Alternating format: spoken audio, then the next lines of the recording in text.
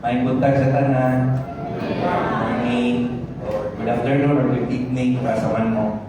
So, natin tubangan para mag-share sa akong testimony. So first, let me start by quoting Psalm 66, verse 16. Come and hear, all who have feared God. Let me tell you what He has done for me. So, nakapagay silang tubangan, dili para mag-inambok kung asa kong nakaroon, or dili mag-ingon sa inyo na muna niya akong naabot, kung dili, ato pasalamatan ang Ginoo kay ang Ginoo man naghatag ni tanan. Mas kinsa na itong papaningkamot, kung wala kayo na i-bless sa Ginoo, di na maabot sa tuwa. Kaya gusto ma-milyonaryo, pero na, gamay na pa ng milyonaryo, di ba? So, dapat natin desire of will. O first, glorify din nato ang Ginoo. O ang testimony po, aside sa glorify nato si Lord, maghatagtag ka ng tawag na, kanang tumaigsuon ba, kanang, how do you call that, kanang, i-encourage nato sila. Kaya dagang mga Kristiyano ron, kung mga tao na down kayo, kaya itong economy, ang itong kalibutan ron, so down na down. So we need to encourage one another. Kaya kung kita lang magbinuot, wala kita maabutan ni kay ang atong puso na may limit. So ang atong Creator, si Lord, limited pa ng power, limited ang puso. Kung naka sa iya ha, di ko kanya pabayaan. So, nag-start akong kinabuhi, nag-grow ko sa isa ka religious family. So, I've been Catholic for how many years? Tapos, akong family kay, more ka ng traditional kaayo ba? Simba ka na Domingo, ay mga pista sa simbahan, at tugyod. Pero kanang, muda ko ka ba? Kanya, nagsakristan ko dito sa una. Pero pag-question ka sa uma, sa imong una-una ba, lang mag-yun ang kuwan sa Ginoo. Manto lang ka kada Domingo, bignaw lang ka sa padre. Kalawat. Something empty ba? Na kapala pa ka na yung Ginoo, wala man mo yung question yung kuwan, yung presence. Pero, dili complete mo lang pa kay pag-gawas mo sa magsimba, pag-uli. Mana po, mag-inukoy na po. Ano ba? Orang kanang struggle ba as a growing up. So, tapos, nakuhan po ko, early po ko na wala ng mama. So, medyo paano ko na napaliwara pa as growing up. So, naabot ko sa time na nag-depende ko, kanang imutuman sa parents or kanang pagparkada, issue. So, yun nila, ito ka anak-anak, which is tinuod man, pero come to think of it, dili yun siya maayo kay wala man siya maayo dulot sa imo ba, kung sige kang barkada, wala kay vision sa iyong kinabuhi, wala dyan kay padulungan, sa kampungan lang kamo adto. So, moto, and then, na-day tayo po na nag-question mo sa Ginoo. So, naapit po na ako karindi ang Ginoo. So, itong mga panahon na kaning panahon ni President Estrada. So, nag-apil ko ng mga, sa tawag yung mga makakaliwa ba? Kanang mag-rally-rally na tapos naman na sila yung philosophy na kanang worldly, kanang pili mo ko Ginoo.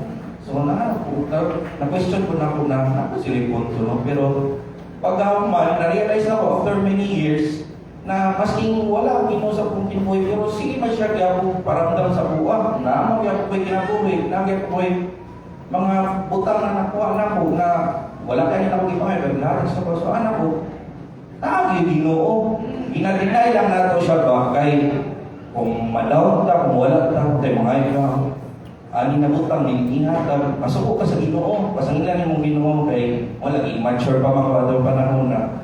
So nag-change ako life noong 2013. So na ako'y friend na kauban ako sa internet shop. So close friend ako siya. Invite ko niya one time mag-atog church. Alam ko, sige wala kong bukit ng buhat ato. Lagi passive lang tayo, ayun na buhat. So iuban ko.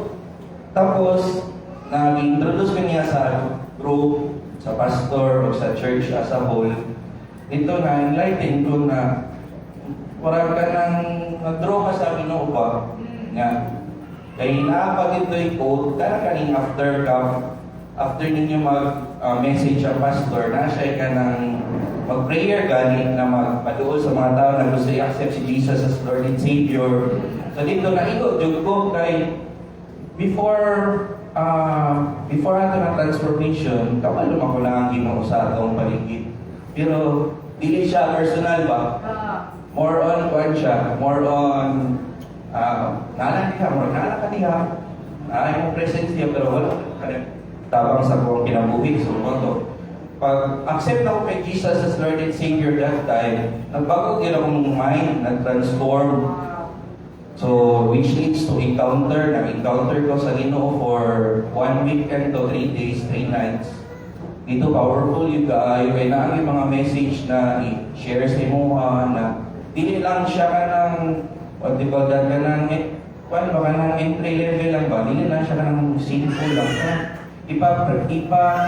Kung naka-encounter man mo, makasabot yun, buhanin ka ng lagi mga words, mga experience, atong mga kauban na makaingon yun ba na, Lord, kung makakasala kang ko, Lord, kabalo ka na mapasaylo ko ni mo, Lord, o ang akong kaluwasan, hindi lang sa akong pagpanikamot. Mas kung saan na ito paging maayos sa kapwa na ito, kung di kaya akong pamasalig sa Ginoo, walang kaya na. Hindi kaya akong tamakwa na. Kay ang atong pagsali, mo man ang unang requirement nato para maluwas ta. So mo to na. Tapos at that time, after na ako na accept si Lord, ay mga struggles gyapon. Dili pa ka kaingon na perfect ang life kay namamata sa kalibutan. So ang temptations daghan kayo, temptations of flesh, temptations of other mga money, mga daghan mo may tapos yung life ba? Sa mo ka Christian na galing ka. So they said na being Christian is really not easy. Kay mas samo kang kanang i-God trials ba? Kay katong sa una, banjing naman, or going the floor kay kusong kinabuhi. Karon na Kristohanan ako na daghan na kay problema na ako. Sa pani, mga pinagmay ng problema na wala na ako na-experience sa una ba. So, moto, nag-trust ko kay Lord na kabalo ko, di niya pabayaan. Masasaling ka kasi, pero at the same time, you need to do also on your own. Ikangan nila, nasa Diyos ang awa, pero nasa atin pa rin yung gawa. So, then, it changed around 2016 to 2019 na na-meet na ako akong future wife na karubay na ako. So, nag-encourage siya balik sa PUA mga 2016 to kay medyo na-backslide man ko ato. So, encourage ko niya na mag-adto sa Magallanes. So, invite ko niya dito. May ibang church sa una. Ipaila-ila ko kay pastor o sa church dito sa mga tao dito. So, na-encourage po ko na i-renew akong relationship kay God. Kanang masking low time o kanang abandon ka, dapat continuous yapon ta. Kaya naman ko si Mrs. i-share sa kuha ba na nalo siya friend na ingon siya na dili do siya ganahan mag-share o gospel kung dili siya blessed or abandon. Tapos ni anak ko kay Mrs. na sarang dili mo na tama na yung anak. Kaya kung abandon lang ka, pwede mo mag-share o gospel, yan, kung tayo down ni kay God, so marag-iningin mo na ang Ginoo na alam si mo kung abunahan ka. Mas i-share galing yung gospel, kanang nag-iso galing ka, dito man mo ma-feel ang presence sa Ginoo, kay kabalo mo ka ng trials lang na, magabay na nakatanan, salig lang na sa itong hinimuanan, the one who created us. And it's very important na also na padayon sa journey. Dili lang kay puro lang ta salig-salig. Dapat ang our end nabot tayo paton. So that's the time na nag-start ko fellowship, then naghinay-hinay ko devotion. Wala sa akin to, so nagtublo sa kuha. So I encourage you kung na may mga brothers and sisters or leader, magduol gid mo sila kay para matabangan mo ba kay dili man tanang inusara sa journey ba? Being Christian. So, imo muna ang relationship nato sa Ginoo sa tanang aspects nato sa life. So, sa imong relationship sa imong sarili, sa imong partner, sa imong asawa, kung married man ka, sa imong mga isig katao, sa imong work. o sa imong tanang aspect sa imong life. So nakoy na una-unahan ko na coach ako nagahimo ko ng testimony na work honestly while no one is watching you, but work humbly when everyone is watching you. So dili mo ikuan tanan ang kanang wala ipahambog nimo sa tao ba ang narrative. So karon I've been married naman for 5 years. Next month akong wedding anniversary. So we have struggles talaga in life of marriage, but I always encourage my wife na stay strong lang, na bilita mo po sa Ginoo, magkainom sama ta. Daghan may naagihan from financial, from relational problems, pati problems kay Lord na usahay, hindi makasimba, hindi makadevotion, hindi makabasa ng Bible, mapakyas kung ibas, very couple. So, isod yun, dapat encourage yun ninyo one another as husband and wife. Sa mga singles pa, hindi mo ka ng brother nga din sa church or sister na mag-encourage sa inyo kay hindi man siya lalim na mag-journey ta na ikaw lang isa. Kay ino nila, no man is an island man, di ba? So, isod po kay ikaw lang mag-iisara. So, before I end, so, nagpasalamat ko this year kay nag-abot ang mga blessings o trials sabay-sabay. So, nakapapa, nagkaroon ng health issue, naka-stroke, tapos tapos may balay na gina-workout karon. So, nagpasalamat ko lang tugon yun Lord ni God ang among prayers. Kay, as you walk pala within God, within this Christian life, dili lang enough para sa buwan na magsila nag-attend ng mass or service or service every Sunday. Dapat mo level up ta sa itong pagsalig sa Ginoo. So, nag-start ko ako last year. Sa una magod kay hindi pumutuan ng principle of tithing. Kay kapag ang worldly ba, ang mga humong sa yawa, ay pastor, may mga datuan na. Ano ako si pastor? Katong na niya sa huwagin, dato na kayo. Sara na dato. Pero kung i-change yung mindset, kung naka sa mindset sa Ginoo, dili man kinahanglan sa Ginoo part up. Kaya nakakasaya tanan. I-change your mindset ba? Ang sama ni lesson na hatag ni Lord sa Malakay 3:11, ang heart of giving. I-challenge na niya ba sa piso, sa dos, sa kamay pa lang galing, muhatag na ka, what mo sa dagko na butang. So, hindi ka niya hatag ang magdagang kasya, kaya hindi mo kapag muhatag. Anak ba mo na ang principle niya. Tapos, this year, na-break na pala akong barrier sa worship kaya I learned the principle of fasting na po. Laban na na stroke akong amahan. Tapos na nag-encourage ako na Christian yapon, kauban ako sa akong dating church na mag-pray lang ng fasting. Tapos dito nagbabasa ko mga Bible verse, tapos nagtatanaw ko videos. I'm not sure kung familiar ko kay Dr. Miles Monroe. So isa na siya sa mga inspiration na ginatanaw. So powerful gid kay fasting no, maingon na ako kay dili lang man siya ingon na nag-diet na wala kay kang kaon, nag-diet lang na nagpapayag, medyo lang puti-putian. So ang principle na is pag nag-fast ka, dalahan mo ang ampo. Istoryahan ni mong Ginoo ba? Tananin mo mga worries, tananin mo mga pasalamat. Kay kanang mo na time, kuan man na siya critical kay pag mag-fast manghug ka, inasurayan mo kasi yawa kay siyempre paligid na yung mga pagkaon, may mga desires, dali lang kayong makuha.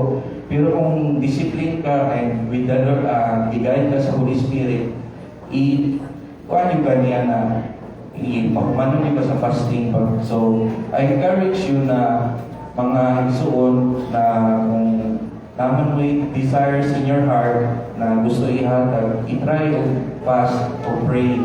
Kay it helps me a lot talaga as a Christian na mag-grow ba.